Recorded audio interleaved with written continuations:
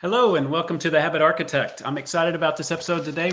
We've got an important topic to cover, but before we get into that, remember that Time Bandit is the sponsor of The Habit Architect, and I'd appreciate it if you go out to timebandit.io and take a look at our training, our mobile app, and things like that, because we can really help you with tying your values to your habits and your priority management scheme. So do go check it out at timebandit.io. All right, today's guest is Rachel Shaw from Shaw HR, and we're going to talk about an important topic and something that I think we overlook a lot of times when we think about business, and that's really how do you accommodate, how do you serve with empathy the community that needs help assimilating into the workplace. So disabilities. We're going to talk a little bit about ADA, or American Disabilities Act, but more importantly about what leadership looks like when you are inclusive and when you are building a company that embraces diversity and actually helps diversity thrive, because that's how we're all better. And it's interesting, I was talking with somebody that doesn't live in the US, and the comment that she made to me when I mentioned I was going to be interviewing Rachel today was kind of sad, and it really hit home, though, the importance of this. And she said, basically, in the country that she lives in, if somebody is confined to a wheelchair, that means they live on the streets, which first is heartbreaking, but secondly, it just tells you that, at least in the US, we have an opportunity to embrace disabilities and actually make them part of what we are all about in that diverse culture. So I'm excited. So Rachel Shaw is going to be joining us if we want to bring her from backstage. And Rachel is the CEO and founder, I believe, of Shaw HR. And you do a lot of work with companies of all sizes, I'm guessing, but primarily larger companies, I'm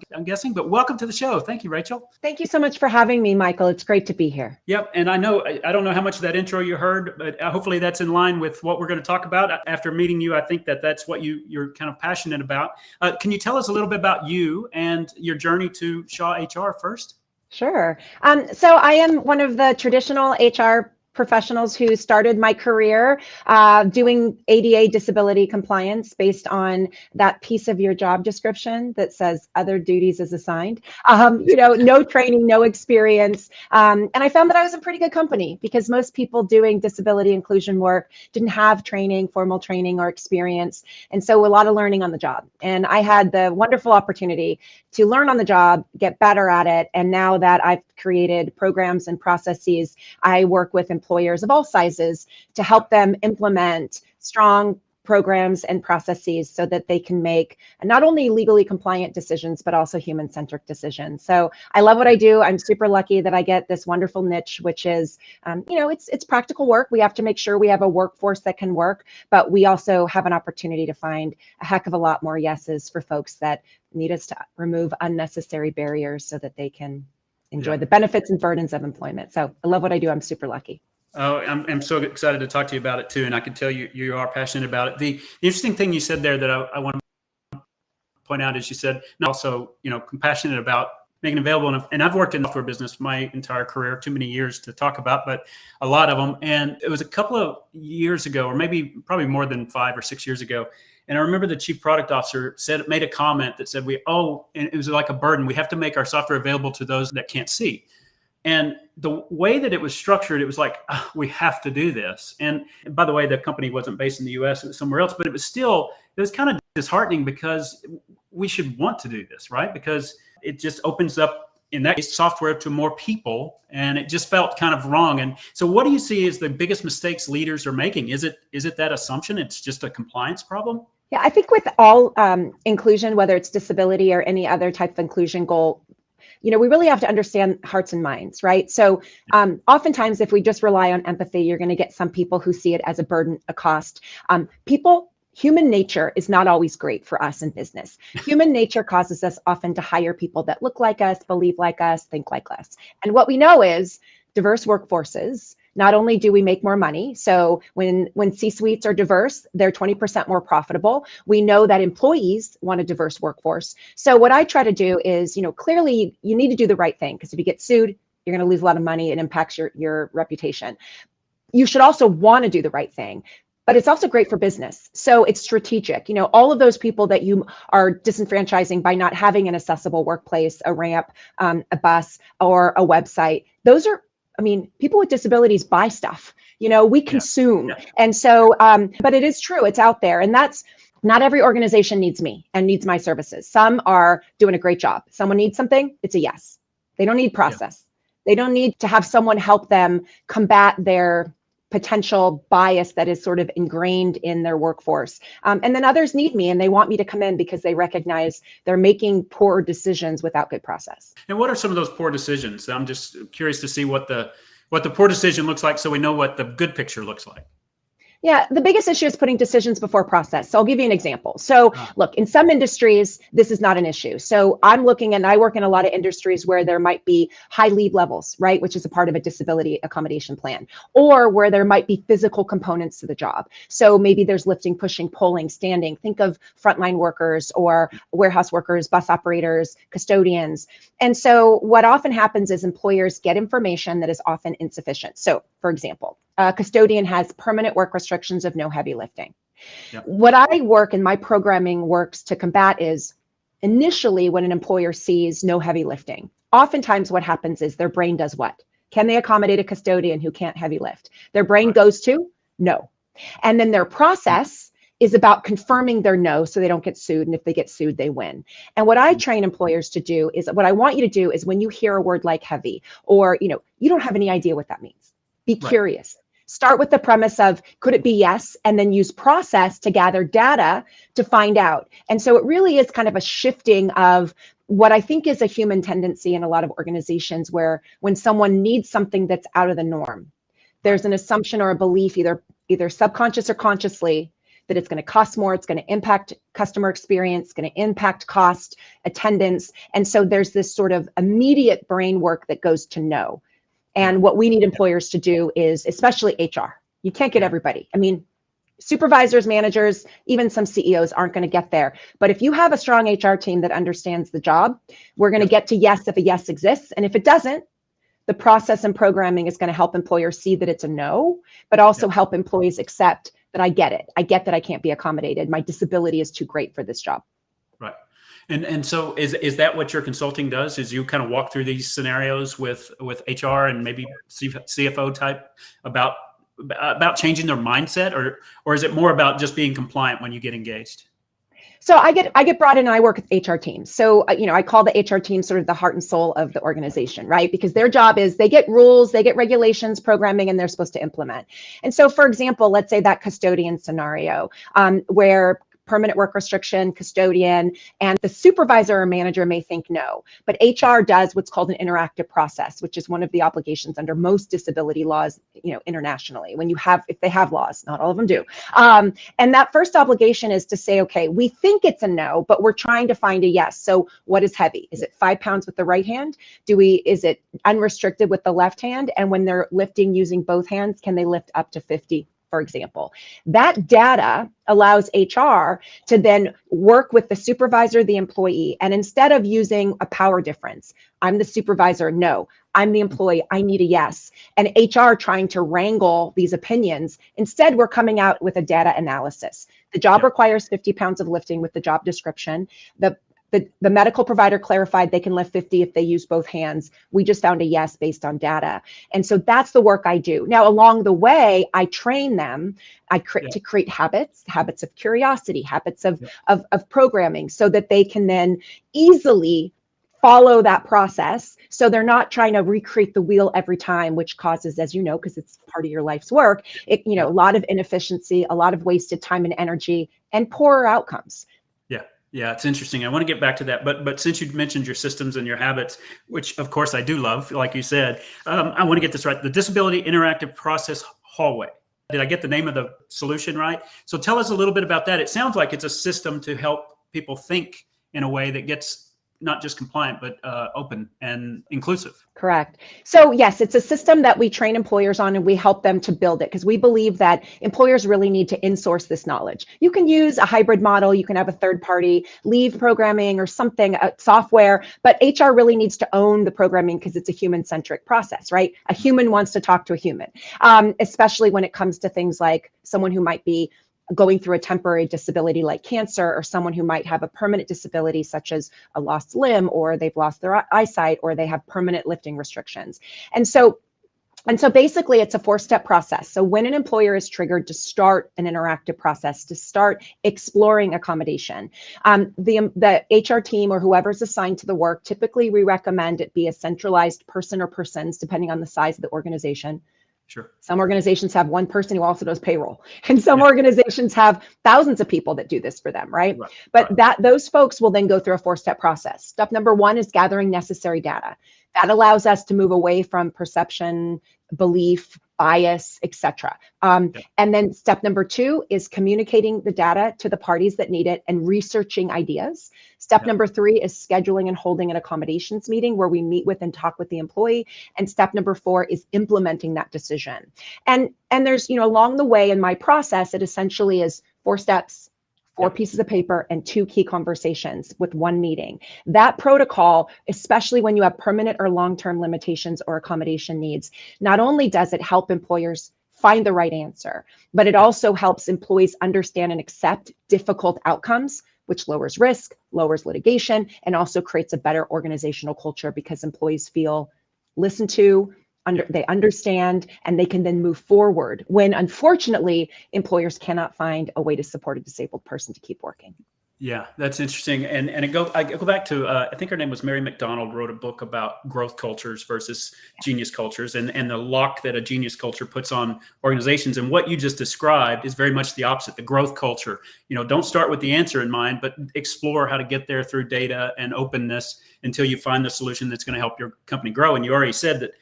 I think you said 20% diverse companies outperformed by 20%, which is amazing, right? So you just talked about a framework that says, okay, let's look at this problem as not a problem, but how we get there. And there may be a yes, there may be a no at the end of the road, but let's go there together with our eyes wide open, right? And that's awesome. Right. And that's very much what I see people do. And when I think about an individual, is we tend to put these limits on ourselves, right? So maybe it's somebody that wants to start a new hit program, and they're like, oh, I could never do that, right? And that's the first thing that comes in their mind. If we can get people to think a little more open, it may not be the right thing for them, but let's at least explore it, that kind of thing. And that's what I love about what you're doing. And is the hallway a method that you teach, or is it a program that the HR people go through?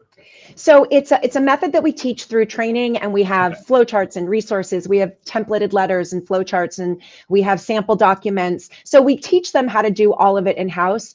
There is some, you can replicate some of it. There's AI options and there's software options, but it is a human-centered sort of focus, because every process is.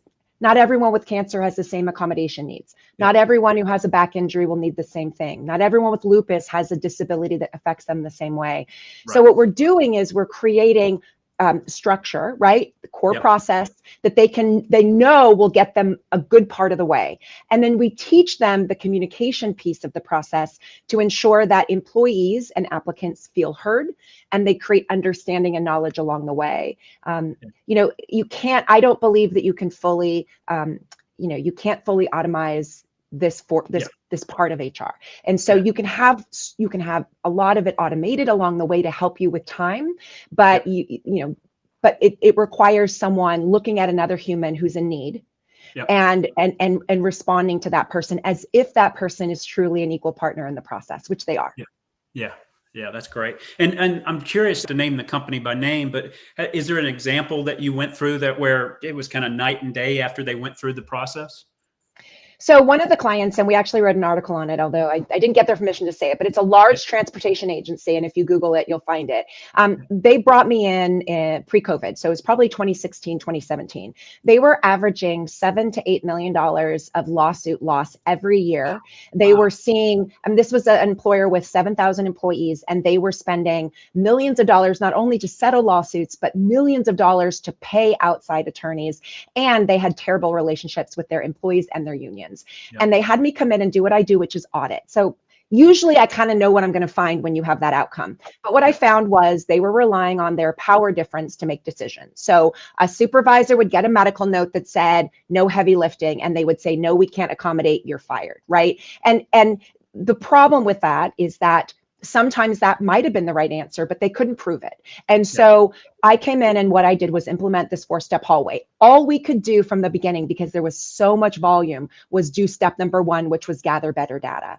Now, I've been there I actually had one of their meetings this morning. So I have one more after you, because they're one of the few clients I still support, with some file management. But, they still have a high incidence of injuries because of the type of work they do. But we went from having lawsuits to the last 10 years, the last, 8 years, they've had less than $500,000 of nuisance value over all of those years. Now, you're going to have some loss and cost, but I mean, they don't have lawsuits. And the reason I'm still there is because their unions want me there. They trust and believe that this process will support, and they have an internal team that is very respected. They just want me to still be part of that because of the dynamicism of the organization. But I mean, talk about return on investment. Number one, they've saved over $50 million. Number two, they also have better employee-employer relationships than ever. They're not wasting time and energy on litigation. They're focusing on the culture building ideas, and their unions and their employees feel heard, understood. And when it is a no, most of the time, both parties come together and understand why we couldn't find a yes. And it doesn't feel like the employees being harmed. They're understanding the unfortunate outcome of a personal or workers' compensation injury. So huge success. And again, I don't always have to stay with the clients that long, but that's one of my biggest success stories. And so it's one that, I still stay in connection with. Well, you should, and that's an incredible story, and it's good for other HR leaders to hear that. What is it? Is it complacency that gets them into trouble like that, the lawsuits and things like that, or is it just not knowing? I think it's not knowing. So I know from my personal experience, I really struggled to have there was no one that knew how to do this stuff. And because normally what you get, most employers might get 1 to 5 accommodation matters a year that are hard, right? Maybe they have someone with a wheelchair where they need to make sure there's a ramp or an accessible restroom. Maybe they have someone who has a cane, and so they have to be on a first floor, but it's pretty low volume. So the problem is, if you've never been trained and you don't have high volume, you never get very good at it. And who's usually training HR? Attorneys, which are great. I have many of them, but attorneys don't do the work. And to know, I mean, the reason I'm so good at what I do is because I have done it for 26 years. And the first 10 years, I didn't do it so well. And because I didn't really know how to do it, and I was creating it and failing and trying again, those employees I worked with for the first 10 years of my career, I mean, they didn't get the best of me. But because I now have figured it out, and it's all I do, it's all my team does.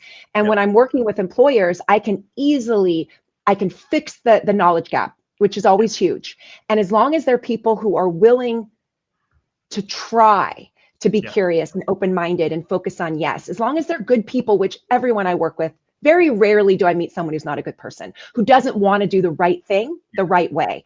And so as long as I get someone who wants to do the right thing the right way, even if it's more brain, more mind than heart, I can get them to where their program is better, it feels better, and it feeds on itself, right? It's more effective, it's less time consuming, there's less waste, right? Habits build more efficient systems. And so as they build those habits by practicing and doing and getting the positive feedback loop, then it becomes really solidified in their organization. Yeah, and that's fantastic. And that's what habit building is all about, whether it's policy, systems, et cetera. Well, I've got another question for you, but I wanted to go back to something. You mentioned cancer several times. And it's interesting because I guess it's about 12 years ago, I was diagnosed with stage 3 cancer. And it's interesting because I don't look back at the company that they did or didn't do anything right or wrong. What they did is just gave me space. They just said, go take care of yourself. If you want to be in, be in. If you don't want to be in, don't be in, and stay connected. And I did, but I don't know if that's good or bad or indifferent. How should a cancer patient, the first thing that hurts is the diagnosis, because you don't know, there's uncertainty, right? And then you have to go through those cycles of whatever treatment plan there is. So I didn't even think about cancer being a disability in the context of what we're talking about. So a lot of what I work with is temporary disabilities. So look, you were diagnosed, you went through treatment with the absolute belief and knowledge, and now the evidence that you would heal from it, you would fully recover, right? And so some employers do what yours did, which I would say they don't need more, because what they did was they made you feel safe. Your job is good. You go focus on your recovery. We got you. You're paid pay's not going to change. Part of that may be because of the industry you were in, maybe the white collar versus blue collar. And so a lot of what I work with are folks where they don't have that. It's, again, I'm not in every industry, but in the industries I work in, HR needs to understand, because here's the thing. Most employers, I know this is changing, but for a lot of employers, they're going to get the best years of an employee's life when they're healthier. I always say when their knees work and their back doesn't hurt. You know what I mean? They're going to get their best years. And if you're going to employ someone more than 10 or 15 years, you're going to also need to understand that you have to allow that person to live their life. Maybe happy things like babies or weddings, maybe sad things like, you know, their parents, you know, dying, or maybe they will have a medical condition, or their children will have a medical condition. And employers need to be patient. And what happens is sometimes some employers forget we got 14 years of perfect Michael, and now they're being asked to maybe get a little less production. Maybe you're on leave a little more than your 12 weeks of federal protected leave, or maybe you're not, you know, you're not as present, or they're concerned that you're going to need longer to recover because someone's aunt had cancer treatment for 4 years. And that's where I come in through process, through HR owning a consistently applied process. That's where we come in and we make sure that the organization, in a perfect world, when there's all this emotion and employers maybe not wanting to do the right thing, which is more common than your experience, we calm that with good, solid process and communication, so the employee feels what you felt. Now, I would doubt it, but it's possible there were conversations. Is Michael going to recover? Is he going to do his job? Or we're paying him all this money? But you never heard that or felt that. And that's what a good interactive process does. And again, it's temporary. So if you hadn't recovered after a year and a half, then maybe there would have been different conversations. But that's kind of what we do on the temporary, when someone has temporary restrictions, is ensure that there's also process. In that case, there's typically, you know, one conversation, one piece of paper, and no meetings, because we're doing more informal. We got you. Right. And then if it gets to a point where you're not getting better, or you're out, someone's out for 12 months or 8 months, then we can have a more formal conversation. But creating safety so you can focus on your recovery, that's a gift. And that's a culture goal that I have for most of my employers I work with. Yeah, that's fantastic. It's good to hear. And it's absolutely just brought something to my mind about temporary things. And I never even thought about that until I talked to you today. So let's talk about a leader, an HR leader. I mean, what does it look like to be an inclusive leader?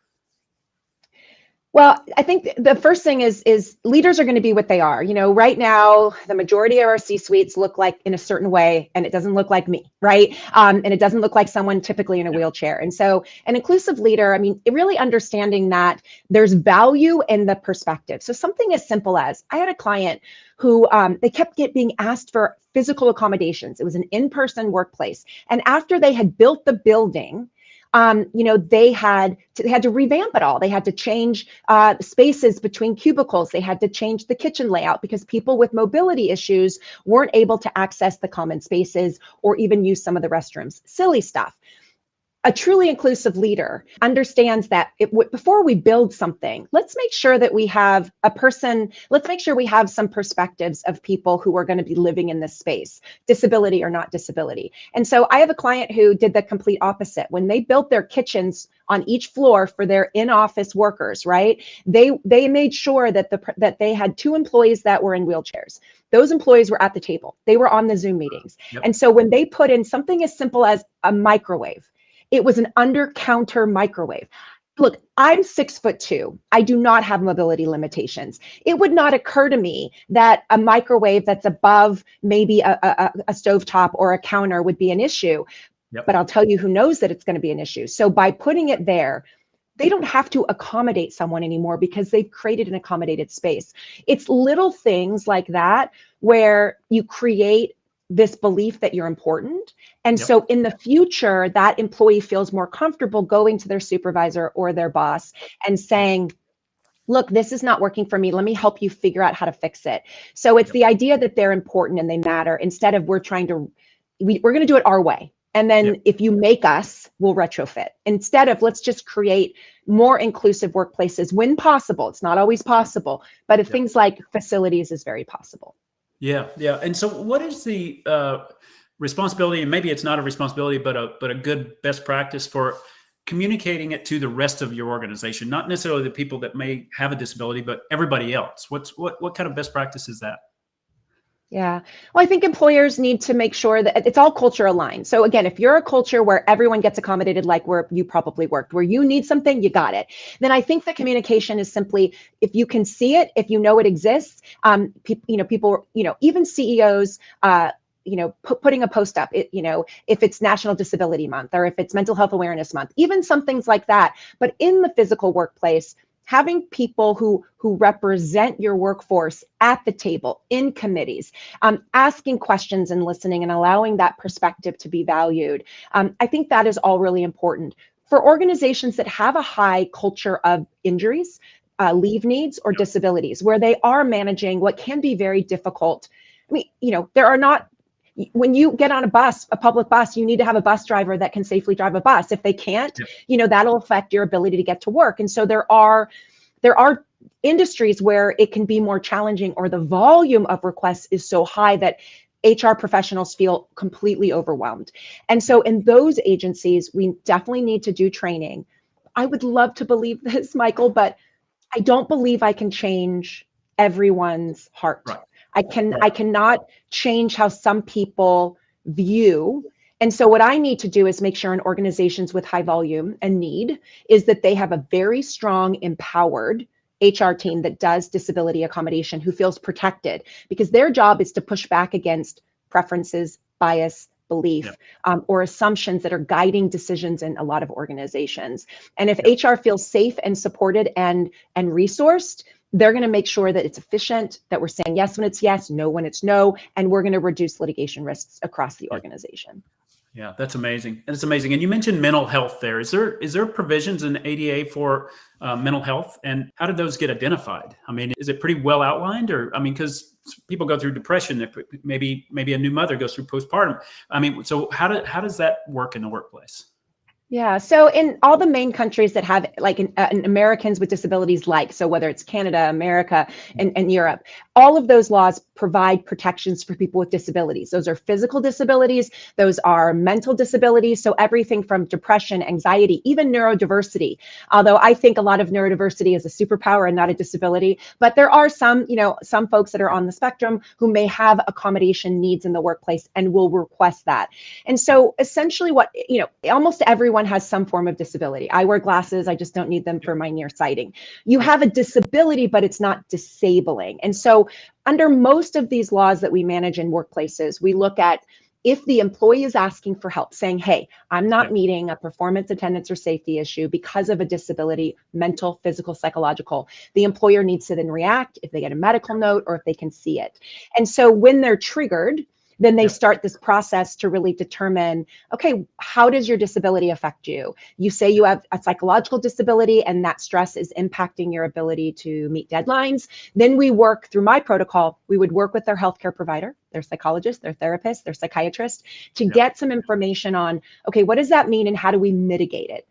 Disabled people don't have less obligations. They don't have a better workplace. They just shouldn't have a worse one, right? So disabled people have the same expectations as non-disabled people. The difference is, Michael, if you're not meeting deadlines and you're not communicating them, and it's just because you're not, then I can say, do it or you're going to get fired, and you'll change behavior because you can. But if the reason someone is not meeting performance, attendance, or safety standards is a disability, then telling them to fix it's not going to work. We have to use the right tool. And the right tool is a reasonable accommodation. And if it doesn't work, that person may not have a job, but it isn't because they didn't care. It's because maybe their disability couldn't be overcome. Right. And I love the way you phrase that. What you said there is that they don't get a better workplace. They just get a workplace that's fair. And you don't think about it that way. And I hope people don't get jealous of somebody getting a different treatment because they have a disability, because they probably don't want that treatment. If they would probably prefer the alternative, right? So it's an interesting area of work that you're in. I could see where you get passionate about it, because there's so much opportunity for the good, but there's also opportunity for bad, and you're kind of lighting the way. So let me ask you a few personal questions, if you don't mind. So what is one non-negotiable habit that Rachel has every day or every week? I would say my non-negotiable habit is that I always lead with curiosity. I force myself, because I am naturally a person whose brain wants to just make decisions based on what meaning I'm taking from something. And so Yeah. I practice curiosity. I practice why, because that's not me. I'm not that person. I was raised as a good Catholic girl who just accepts, and my brain doesn't want to. And so, I would say that, and my second kind of personal habit besides a work habit, I get good sleep. I really Yeah. believe in the power of sleep. I Oh, believe yeah. in sleep habits, because what my brain has to do Yeah. to ensure that I don't impact a disabled person's ability to access employment fairly.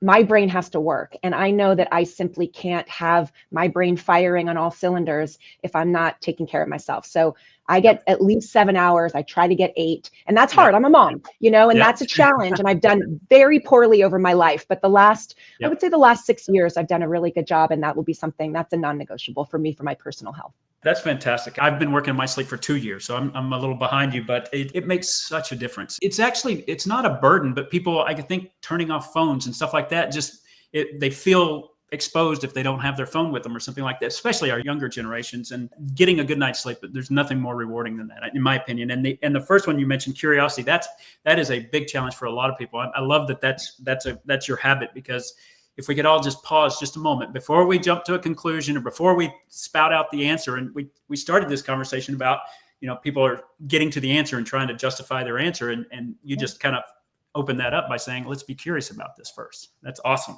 That's awesome. So how do people find you or find Shaw HR?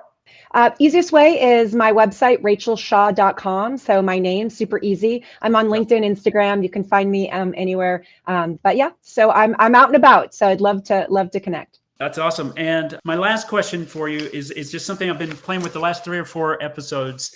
And I was toying around with this concept that tomorrow's more important than yesterday.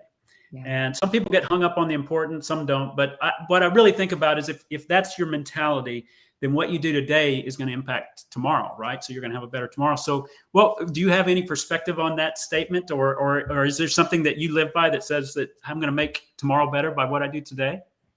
I actually love that. And I've heard that in some of your other episodes. And here's what I will say is I think it's super important, because here's what I know. It doesn't matter if you have a PhD, an MD, or any other education. HR is experience-based learning. And if you are trying to do good work, you will fail. And if you are so afraid that your past failures are going to dictate your future failures, you're going to be afraid to act. And so what I always say is if you lead with the right intention and you do your preparation and you intend to do what's right, and you mess up, tomorrow's going to be awesome. Tomorrow's going to be better. And just think how many tomorrows you get. But I really believe in that. I think we can't be afraid to try, to fail, to learn, to grow, and to move forward. And look, many of us, I call it the pillow test, right? We go to bed at night, put our head in a pillow, and we just want to go over every mistake we made that day, or everything we wish we did different. I wish I hadn't eaten, a cupcake for breakfast, whatever. And I think practicing, what can I learn from it? And then turning it off and focusing on what's tomorrow. How's tomorrow going to be better? I do think, Michael, that's really powerful for a lot of reasons, and all the reasons that, Time Bandit talks about as well, and the importance of habits and moving forward, and not letting the noise distract you from performance. Yeah, those are great. I appreciate that guidance. That's awesome perspective as well. And to be honest with you, I kind of knew where that answer was going to be because of the way you talked about everything. I appreciate that. And so thank you so much for joining us, Rachel. It's been great talking to you. I wish you best of luck. Help every company out there if you can, because they all need it, and it will make everybody more productive. So thank you so much.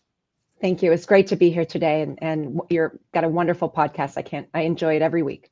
Oh, good. We'll help you back then. So for everybody watching, please do go by YouTube or Spotify, wherever you watch your podcast, and make sure you like it, follow it, whatever the mechanism is on your podcast platform, and send it to a friend so they